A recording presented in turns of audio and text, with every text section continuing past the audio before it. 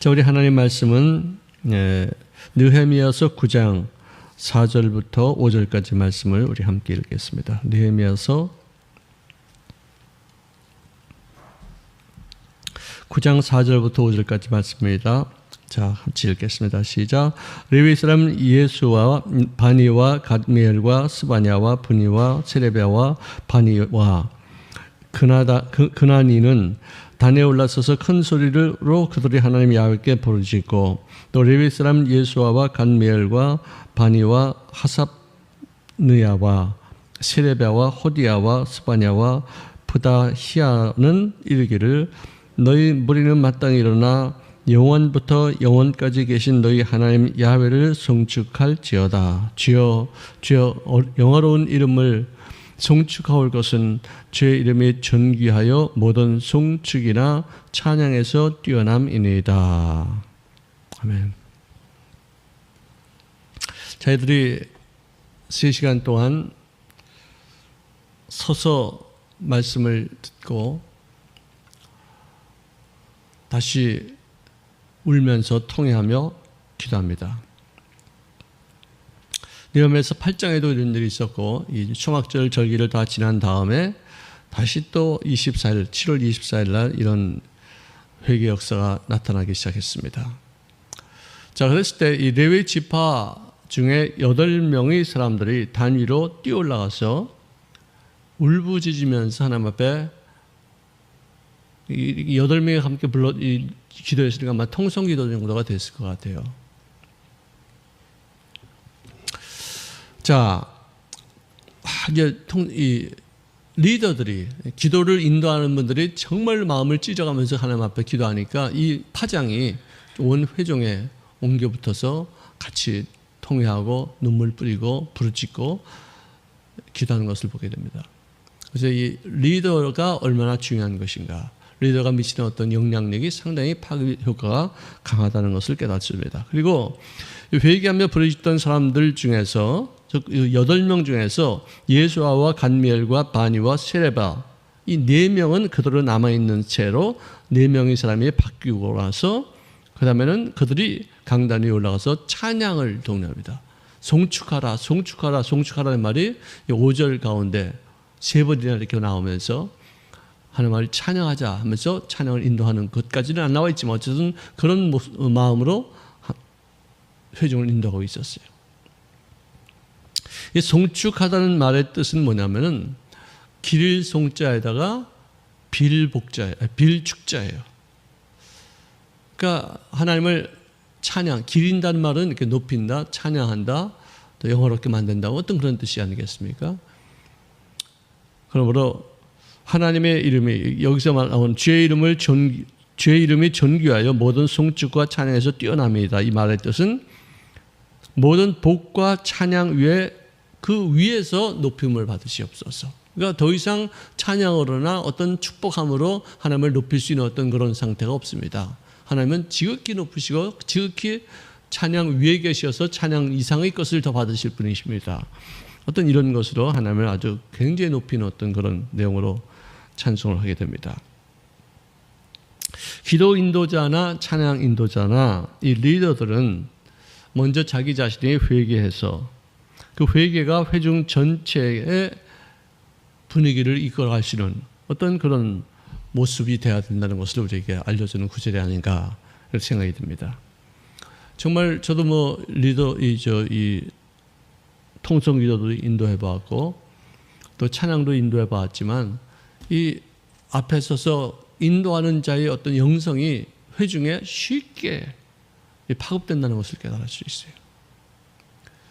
찬양 인도자가 신이 나면은 회중이 다 함께 그냥 신이 나고, 찬양 인도가 감격하면은 모두가 다 함께 감격하고, 기도 인도자가 정말 가슴을 찢으면서 막 통회하고 눈물을 뿌리면서 하나님 앞에 기도하면은 모든 회중이 같이 거기에 보조를 맞춘다는 것을 깨달았어요. 그리고 연구한 결과에 의해서는 설교자가 설교할 때 설교자가 100을 숙지하고서 그것을 갖다 전파한다 하더라도 전달되는 것은 50부터 70%, 그 정도밖에 안 된대요. 그러니 회중들이 나의 어떤 상태가 되게 하기 위해서는 정말 내가 오버 액션을 할 수 있을 정도까지도 많이 간절해야지만 회중들이 함께 움직이고 그 분위기를 탄다는 것을 우리가 알 수 있죠. 그래서 리더가 참 굉장히 중요하다. 저부터도 말씀을 전하는 사람이고 어떨 땐 찬양도 같이 한번 인도하고 기도도 이렇게 하지만 자기가 가지고 있는 영성이 이 회중에 미치는 영향은 참 너무나도 크다는 것을 깨닫습니다. 그래서 이 인도자의 영적 상태가 회중에 막강한 영향력을 미치는 것을 인식해서 정말 상황에 맞는 기쁨, 상황에 맞는 슬픔, 상황에 맞는 회개를 통해서 이 회중을 정말 감동시켜야 되겠다는 그런 섬세한 어떤 그런 마음가짐이 필요하다. 우리를 찬양도 그렇습니다. 설교도 그렇습니다. 말씀 이렇게 연설하는 게 아니잖아요. 노래 부르는 게 아니잖아요. 하나님을 높이는 거 아니에요. 주님을 알리는 거 아니에요. 그래서 참 정말 이 앞에 나와 있는 사람들이 저부터도 굉장히 어려운 그런 직임이다 이렇게 생각이 들어요. 세상 노래도 자기가 그 노래에 취해서 노래 부르지 않으면 이 회중들의 반응이 없어요. 그냥 입만 뻥긋하고서 부르는 노래 감동이 없어요. 근데 트로트도 진짜 그 속에 젖어서 그 노래를 부르면은 회중들이 다 함께 즐거워하고 또 인생의 깊이를 또 깨닫게 되어지고 그 노래 속에서도 여러 가지 일들을 우리가 경험하게 된다는 것입니다. 자, 우리가 이런 회개 운동하는 그 성경의 내용을 보면서 우리 마음도 우리 믿음도 우리 공동체의 상태가 과연 어떤 것인가? 무너진 예루살렘 성벽처럼 잿더미 위에 서 있는 것은 아닌가? 지금 우리가 잘 나가고 있는 것인가? 또 코로나 사태를 이렇게 통해서 우리가 과연 어떤 모습으로 변화되고 있는 것인가를 좀 살펴보아야 될 그런 상황도 되지 않겠나 생각이 듭니다. 우리가 스스로 자문하기를 너는 어떤 영적인 상태를 갖고 있느냐? 너희 믿음은 지금 굳건한가? 내 마음은 무너지지 않았는지, 너희 사업이 허물어서 안타까운 마음이 있는 사람이 있는 것인지, 아니면 건강이 지금 약해져서 지금 삶의 어떤 의욕을 상실하지 않았는가? 이게 다 무너짐이죠. 예루살렘의 성벽이 무너지듯이 일종의 어떤 무너짐의 어떤 하나의 현상입니다. 교회는 시대의 마지막 보루가 되어야 됩니다. 그런데 이 교회를 구성하고 있는 우리들이 과연 하나님의 말씀 위에 우뚝 서 있는 것인가? 우리 신앙 상태가 제대로 서 있는 것인가? 이거 살펴봐야 되겠죠. 가진 사람이나 없는 사람들이 양극화된 어떤 그런 사회 현상을 보면서 우리 교회가 어떤 일을 해야 될 것인가? 저출산, 고령화, 그나마 마지막 기대를 가졌던 한반도 비핵화 평화의 꿈마저 이게 무너지는 것이 아닌가? 어떤 이런 것도 우리가 좀 생각을 해봐야 되겠어요. 얼마 전에는 이 작은 교회들이 좀 많이 무너지고 있다는 그런 불길한 소리가 들리더니 지금은 중형 교회들 뿐만 아니라 대형 교회, 아니 한국 기독교 자체가 박해를 받는 시대로 돌입한다는 어떤 그런 황당한 소문이 일어나고 있어요. 사회적으로 보더라도 확진자의 수가 줄어든다, 이제 거의 없어졌다 하는 그 순간에 전 세계에서 우리가 찬양을 받고 또 정말 높임을 받는 그 순간 또 확진자의 수가 막 늘어가서 지금도 줄지 않고 하루에 50명 이상씩 막 늘어가고 있는 상황이에요. 다행스러운 것은 사망자가 이렇게 많지 않다는 것. 사망자들은 주로 아주 고령에 있는 분들이 좀 이제 사망하는 그런 추세이고, 정말 감사한 것은 외국처럼 미국은 지금 12만이 죽어가고 있어요. 브라질도 지금 엄청난 속도로 많이 죽어가고 있어요. 참 정말 무서운 어떤 그런 상황인데, 그나마 한국이 이 정도가 되는 것도 잘하는 것이지만 어떻게 이 확진자의 숫자가 줄지 않고 정말 늘어나가는가? 불안하죠. 또 폭력이 난무하고 그 폭력으로 인해서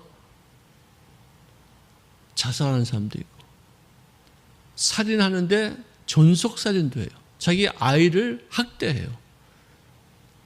예? 아동들을 아주 짓밟아요. 막장 언어를 쏟아내는 그런 북한과의 관계가 참 우리들에게 큰 충격이 되고 있어요. 좋은 뉴스보다도 나쁜 뉴스, 그리고 정확한 뉴스보다도 이 페이크 뉴스, 이 가짜 뉴스들이 판을 치는 그런 세상이에요. 제가 알고 있는 목사님은요, 요즘은 텔레비를 켜지를 않는데요. 신문을 덮어둔 지 오래됐는데요. 인터넷을 뒤지지 않는데요. 너무너무 답답하니까, 너무너무 짜증나는 소리만 들리니까, 감동을 주고 우리 마음에 소망을 주고 우리들의 삶에 어떤 가치를 존중히 여길 수 있는 어떤 그런 뉴스는 하나도 없다는 거예요. 근데 가만히 생각해 보니까 그런 것 같아요. 우리 지금 한국의 영적 상태가 좀 무너지는 거예요. 교회가 과연 무슨 일을 해야 될 것인가? 이런 상태에서 우리가 과연 어떤 일을 우리가 감당해야 될 것인가? 마치 하나니아가 느헤미야에게 비보를 전해준 것 같이 조만간에 이 한국의 중산층들도 다 이제는 무너지고 대기업도 다 사라지게 될 것이다. 이런 흉흉한 이야기만 들리는 거예요. 뉴스마다 행복하게 하는 소식은 현저하게 적어진 것이 오늘 우리가 살고 있는 현실이에요. 자, 이스라엘 자손은 이런 상황 속에서